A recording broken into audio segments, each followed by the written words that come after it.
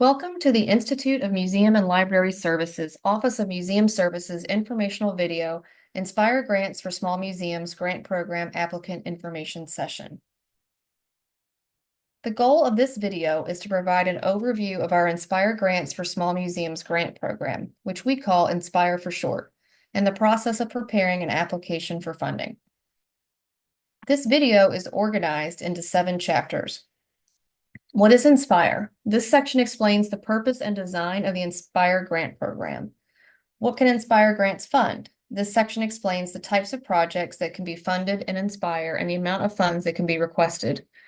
Application components. Introduction. This section describes the types of documents that are needed to create an Inspire Grant application. Application components. Organizational profile. This section is where we talk about your institution and make the case for being a small museum. Application components, narrative. This section provides guidance on composing the narrative part of the application. Application components, budget. This section provides details on the information to include in your project budget. Application tips and next steps. The concluding section provides a few tips and next steps. The complete set of instructions for how to prepare and submit an Inspire Grant application are found in the Notice of Funding Opportunity published on grants.gov and also available on the IMLS website. Please refer to the Notice of Funding Opportunity for the most detailed information to prepare your application. To get the most out of this video, we recommend that you watch it in its entirety. This will give you an understanding of the Inspire Grant Program, the types of projects that can be funded, and the necessary application components. You may also want to review the Inspire Notice of Funding Opportunity before, during, and after you watch the video. Notices of Funding Opportunities, also known as NOFOs, are documents that detail the requirements of each of our grant programs. All of our NOFOs can be found at imls.gov/grants. As you navigate the application process, you can use this video as a reference tool. If you'd like to skip to a specific section, please use the time bar below or the links in the description box to navigate the chapters. What is Inspire? In this section, I will answer the question, what is Inspire, providing information on the purpose and intent of this grant program and who it is designed to serve. Inspire Grants for Small Museums is a special initiative of the Museums for America program. The overall goal of the program is to support activities that strengthen the abilities of individual small museums to serve their publics. This might be through activities that reflect museums as active resources for lifelong learning, as institutions important in improving the well-being of their communities, or as good stewards of the nation's collections. Inspire is all about what your museum needs to better serve your public. Inspire projects are expected to focus on a key component of your museum's strategic plan. IMLS wants to support your museum in priority areas that benefit your community. The priorities in your strategic plan may connect to a range of activities from exhibitions, educational interpretive programs, digital learning resources, professional development, institutional planning, and/or collections management, curation, care, and conservation. These are the kinds of activities that can be funded in the Inspire Grant Program. A characteristic of a successful Inspire Grant application is making the connection between the proposed project and a key need or challenge that faces your museum and whose resolution is identified in your strategic plan. To help illustrate that connection, in your grant application, we ask for a summary of your strategic plan so that reviewers will be able to understand how your proposed project's activities will further your institutional goals and objectives. The strategic plan summary is your opportunity to make a thoughtful connection between the proposed project and your museum's priorities. Inspire is a grant program for museums. As a museum, you should keep in mind that all applicants must meet certain requirements to be eligible for federal funding. Your organization must be located in one of the United States, 50 states, its territories, or the District of Columbia. Your organization must be a unit of state, local, or tribal government, or a private nonprofit organization with tax-exempt status. If you meet those 2 requirements, then the next step is to consider what it means to be eligible for IMLS funding as a museum. Museums must have at least 1 full-time or equivalent professional staff person, either paid or unpaid, have a physical location that it owns or operates, have been open to the public for at least 120 days in the year prior to November 15th, 2024, and own or use tangible objects. Museums may be standalone organizations, or they may be part of a larger institution, such as a college, university, tribe, or state or local government. Inspire is a grant program for all types of museums, and here's a brief list of some of the types of museums that routinely apply to this grant program. There are a wide variety of museum disciplines in geographic locations where museums are located across the country, and determining an institution's size may rest on a number of factors.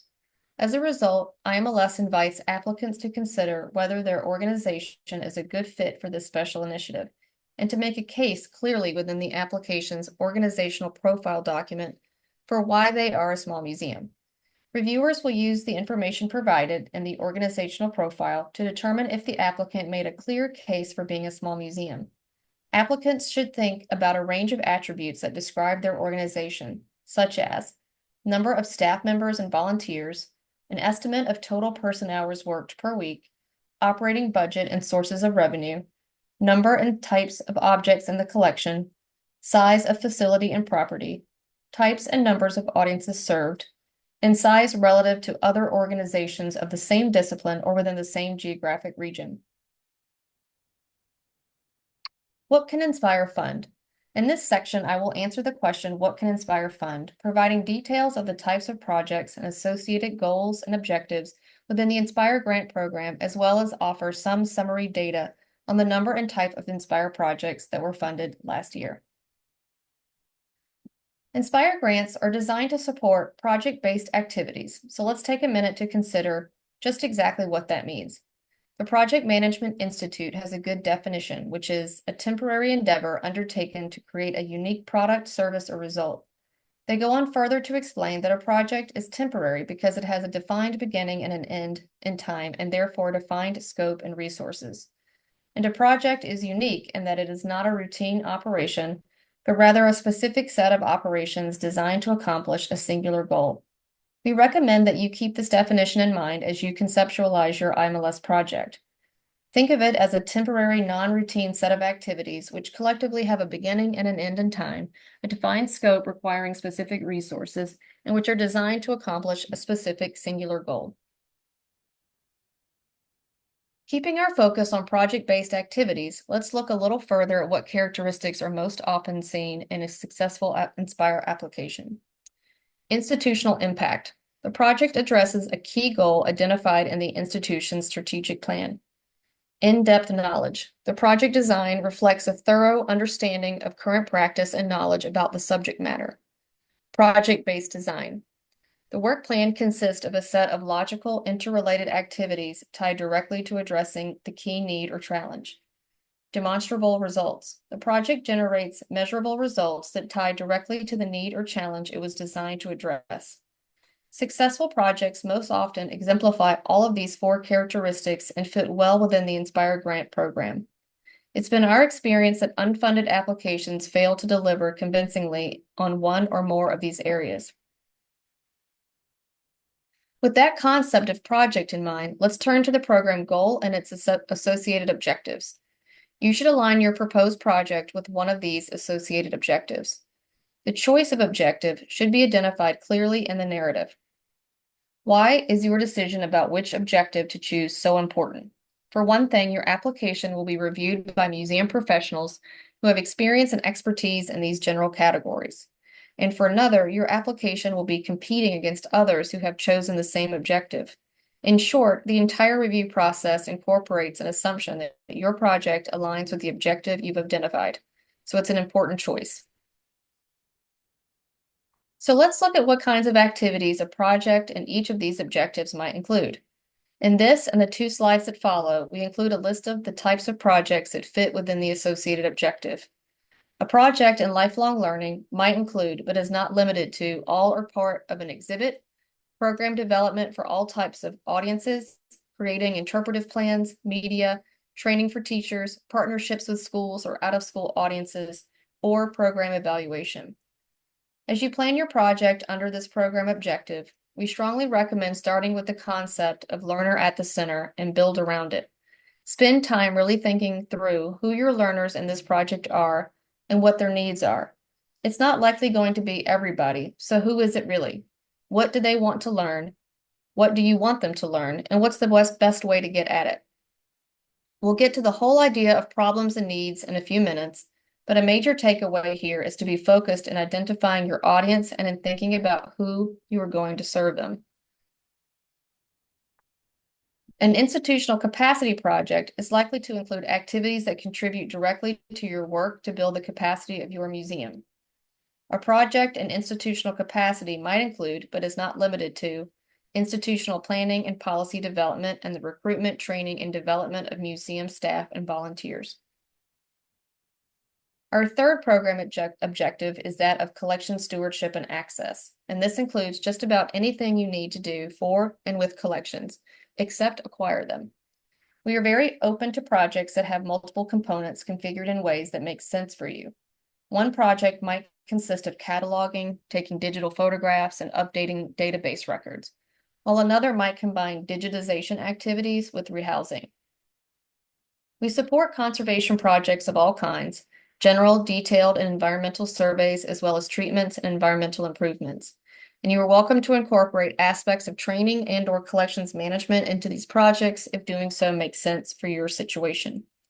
It's important to note that in this program objective, we encourage a step-by-step progressive approach to collections work, including conservation. This means assessing needs, creating a prioritized list of activities, and following through by doing the most important things first. Before we close our discussion of program objectives, I want to mention our guidance for projects that could belong logically in more than one. Sometimes it's tough to choose, and you might be tempted to think that the best strategy would be to align with more than one, two, and maybe even three. We advise against that for several reasons. The program objectives have different goals, and we expect that projects aligned with each will address different problems, use different approaches, and will measure success in achieving the intended results in different ways. So how can you choose the best program objective for your project? Here are 3 things we suggest you try. Think carefully about what is in the center of your project. Is it a learner? Will people who engage with you as a result of your project to create a new exhibition and programming to go with it, acquire new knowledge, develop a skill, experience a change in attitude about the subject in your exhibit? Or is it your institution that's in the center of your thinking? Is your project one that will address an important need within your museum? And will it result in an enhancement of technology or a new policy or staff that has received a professional development opportunity?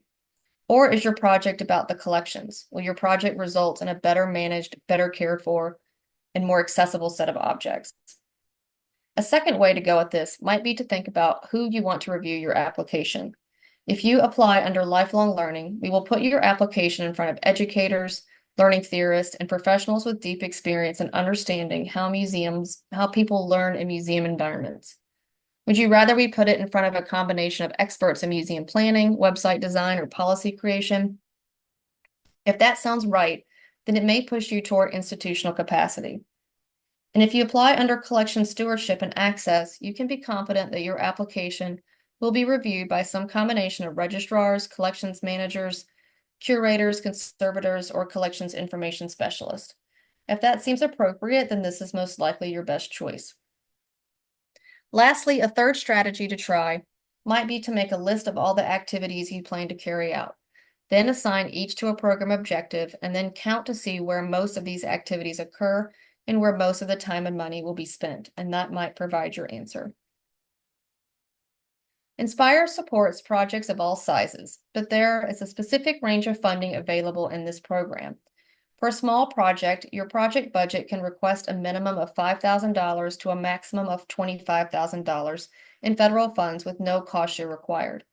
For a large project, your project budget can request a minimum of $25,001 to a maximum of $75,000 with the one-to-one cost share required. If you ask for less than $5,000 or for more than $75,000 in federal grant funds, your application may be rejected and not reviewed. Remember to keep your budget aligned to the scope and scale of your project, including all costs necessary to complete the proposed activities. Cost share can take a number of forms. Among them are cash, staff time, volunteer time, third-party contributions, grants from foundations, and support from state or local government. Cost share cannot come from other federal sources. In the Inspire program, small project budgets are not required to have cost share. In the graph on the screen, there are 4 examples. The first example is of a total project budget of $25,000 with no cost share.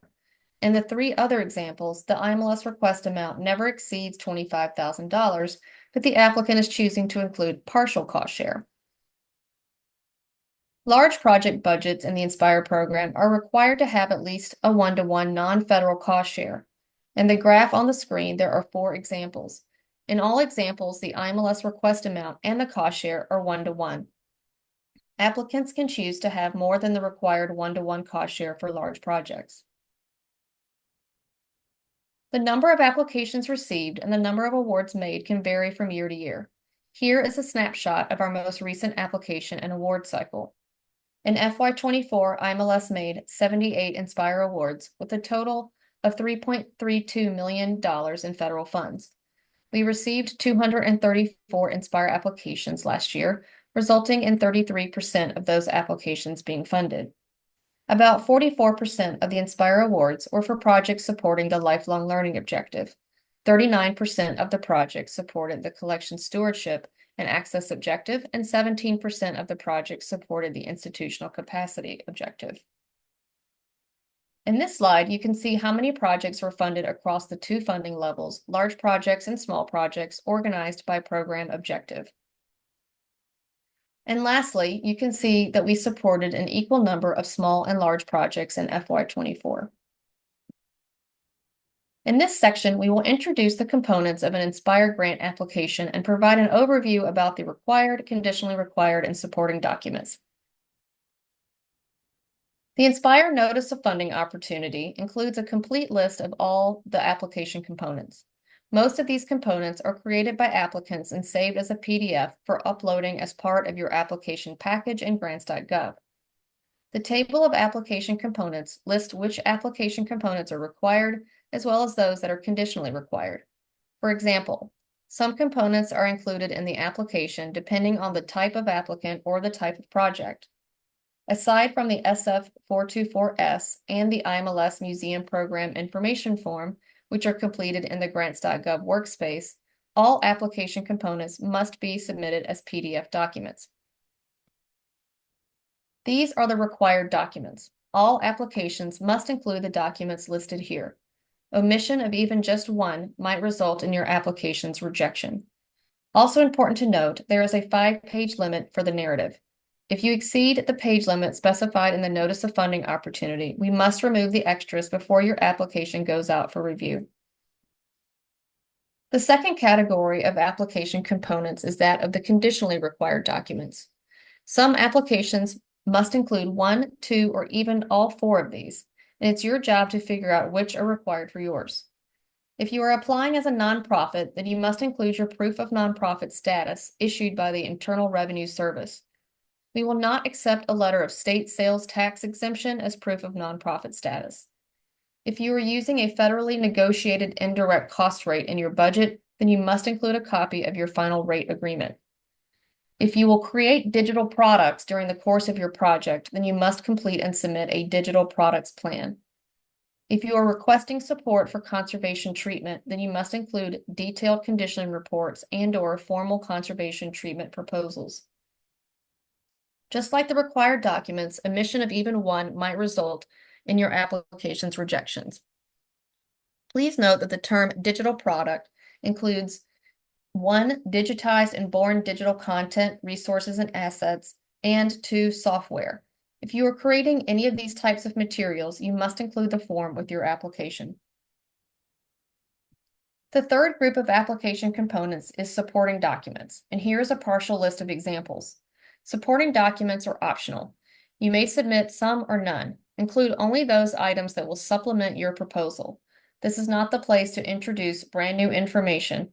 Rather, they should lend support to your project's justification, work plan, and intended results that you've already spelled out in your application narrative. For example, have you identified a partner whose involvement is key to the project's success? If so, a letter of support or commitment would reassure reviewers that they are on board and the project will succeed. Pictures can help give reviewers who may not be familiar with your institution, programs, collections, or community a better idea of what you're describing within your narrative. Vendor quotes or equipment specifications show you've done some of the legwork in getting appropriate estimates for your project costs. We recommend that you be respectful of your reviewers' time and avoid including excessive extra material. Being judicious really does work to your benefit, as supporting documents can make or break an application. Include what is important, helpful, and directly relevant to your project and stop there. In the following sections of this presentation, we will focus on these application components: the organizational profile, the narrative, and the budget. Go to the Notice of Funding opportunity for complete instructions on how to prepare and complete all of the application components. In this section, we will go over the organizational profile and what you need to include on each page of this required document. We ask that you create a 2-page document describing your organization. On the first page, we ask that you address your organization's mission or statement of purpose, your organization's governance structure, including if your museum is an organizational unit under a larger parent organization. For instance, if the applicant is an art museum under a university, and the level of support provided by the parent organization, your service area, and a brief history of your organization. On page 2 of this document, we ask that you describe your organization's size using the range of attributes that we shared earlier in the presentation. This is where you make your case for being a small museum. In this section, we will go over the questions you will need to answer in your project narrative and offer details on the review criteria associated with each section: project justification, project work plan, and project results.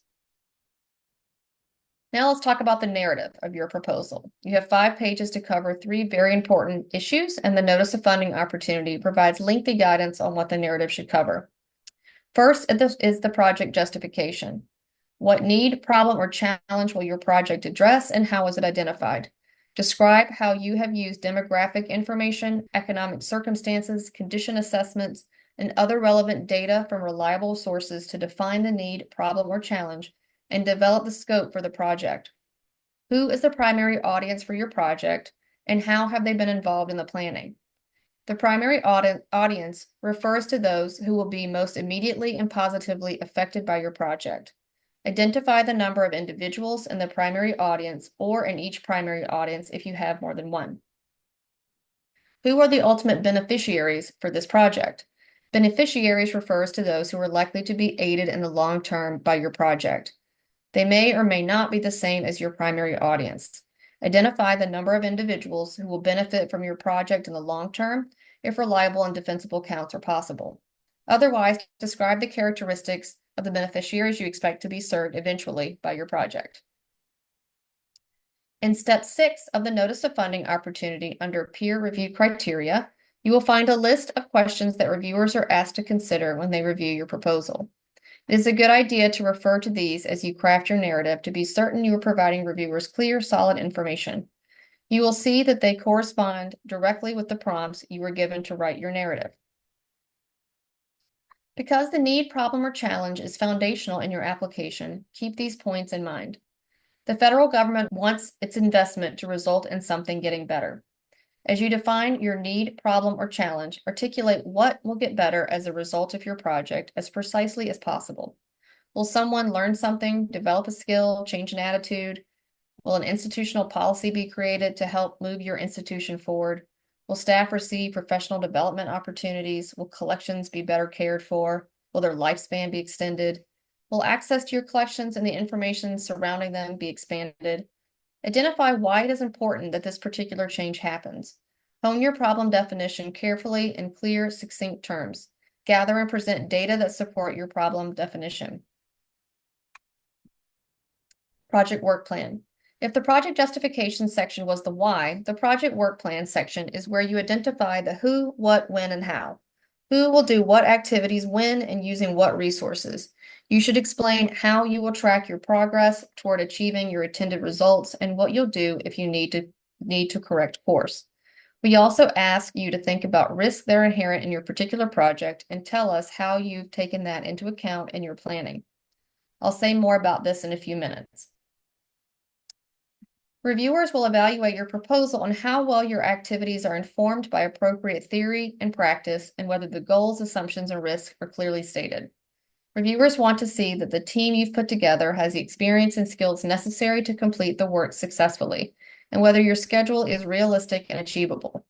They'll also be looking at whether the time, personnel, and financial resources identified are appropriate for the scope and scale of the project.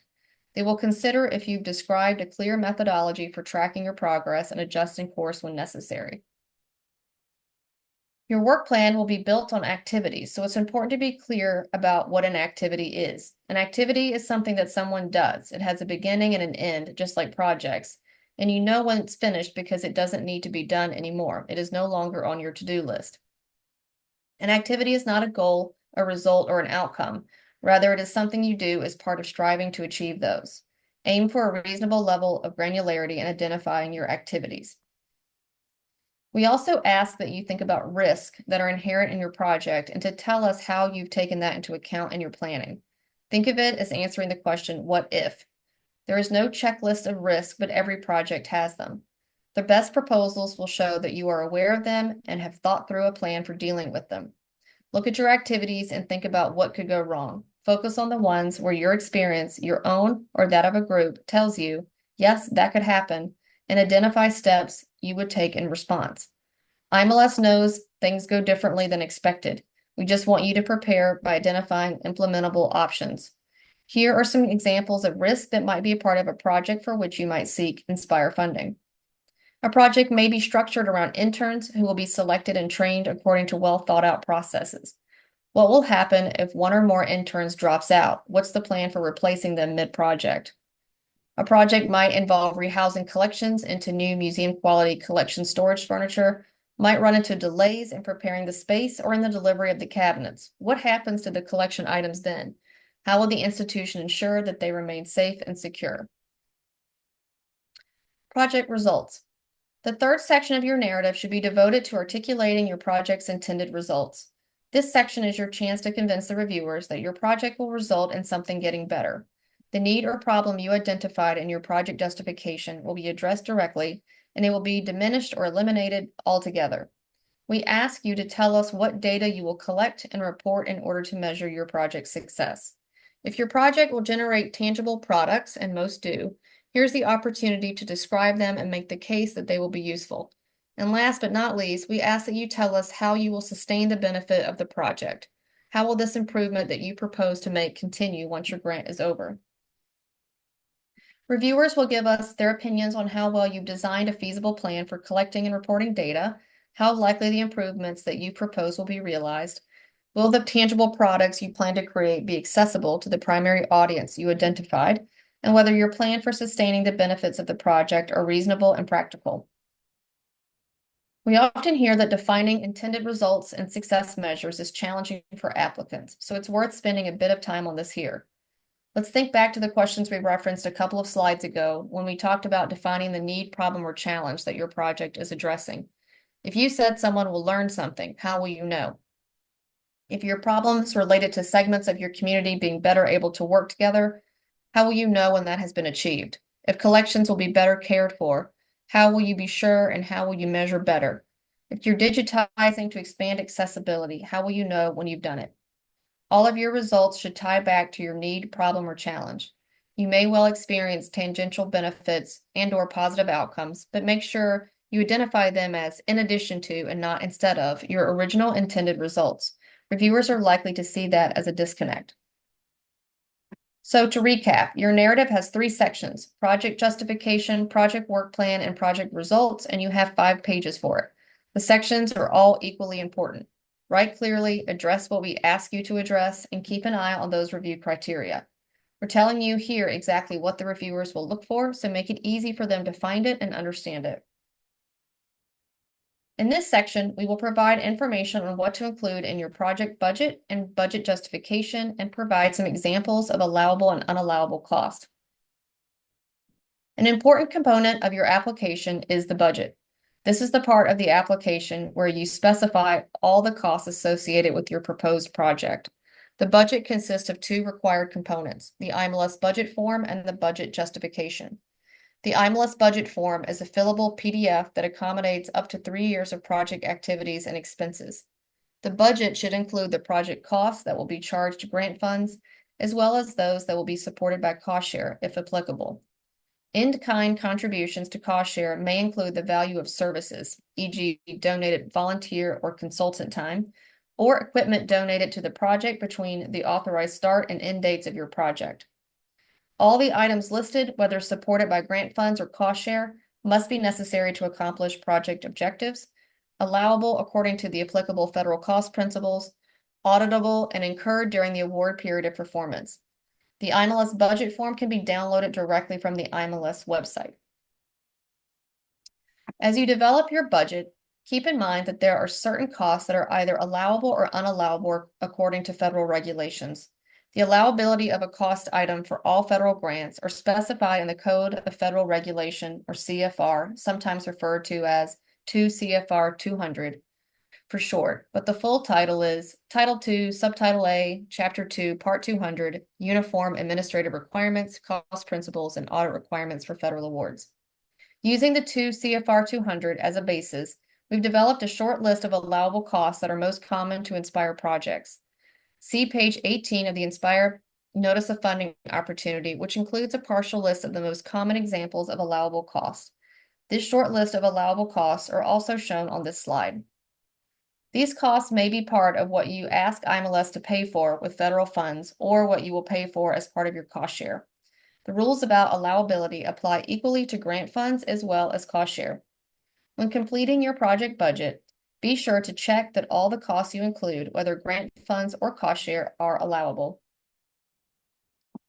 There are also some costs which are unallowable according to the federal regulations in 2 CFR 200.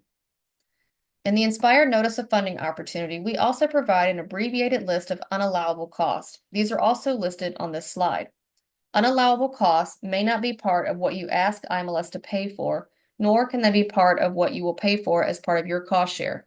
In fact, unallowable expenses can't show up anywhere in your proposal. As you prepare your application, it's a good idea to compare your list of proposed expenses against these lists of allowable and unallowable costs and against the appropriate set of cost principles. If after that you have specific questions, please contact us and we'll be happy to help. In addition to the IMLS budget form, you will also prepare a budget justification. This is an opportunity to provide a more detailed narrative format, an explanation or justification for the project cost. The budget justification should be written to follow the cost categories in the IMLS budget form. In the justification, you will identify each expense and show the method of cost computation used to determine each dollar amount, including any that you may have consolidated or summarized on the IMLS budget form. In other words, please show your math. For example, in the section Salaries and Wages, you should identify each person whose salary or wages will be paid with IMLS funds or by cost share, providing their names and describe their role in the project. Document the method of cost computation by including the base salary or wages for each person and the percentage of time each person is allocated to the project activities, which may be shown as a percentage of time, number of days, or number of hours. If cost share is being provided by unpaid volunteers, explain how you arrived at the dollar amount used to represent the value of their services. In the section for supplies, materials, and equipment, you should list each type of supply, material, and equipment you propose to purchase or provide as cost share for the project. Detail the number and unit cost for each item and explain how you arrived at the dollar amounts. You may also provide vendor quotes or price lists as supporting documents with your application. In this section of our presentation, we offer some application tips and next steps.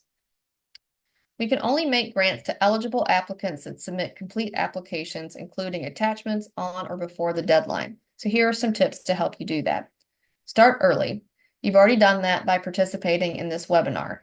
Become familiar with grants.gov's workspace. It has many good features, including upfront validation, which allows you to correct errors prior to submission, and the opportunity to collaborate with others in creating your application. Consider starting with the workspace overview and check out the tutorials. Do your background research. Make it easy for reviewers to see that you are up to date and know what you're talking about. Be sure your application is complete. Check it against the table of application components and the notice of funding opportunity. Make sure all application components are in the proper format and follow the correct naming conventions. Submit to grants.gov early so you can correct any errors and avoid any trauma created by technology challenges. It's important to get your application submitted online through grants.gov before the deadline. IMLS does not accept applications by mail or email. In order to register with grants.gov, you must have an active SAM.gov registration and unique entity identifier number. So make sure your registrations for both of these sites are complete, your accounts are active, and that any necessary passwords are current. These registrations expire periodically, so do not wait until it's time to hit the submit button to check on them. You should coordinate with any other staff members, such as your authorized organization representative, who may hold the accounts and passwords you'll need to submit. Both the SAM.gov and grants.gov websites have robust help features and FAQs. If you run into technical issues with either of these sites, you should reach out to their help desk and request a tracking, case, or ticket number in order to document your issue and attempts at resolving it. Failure to have active SAM.gov or grants.gov registrations by the application deadline is not an excuse for submitting a late application. So again, start early.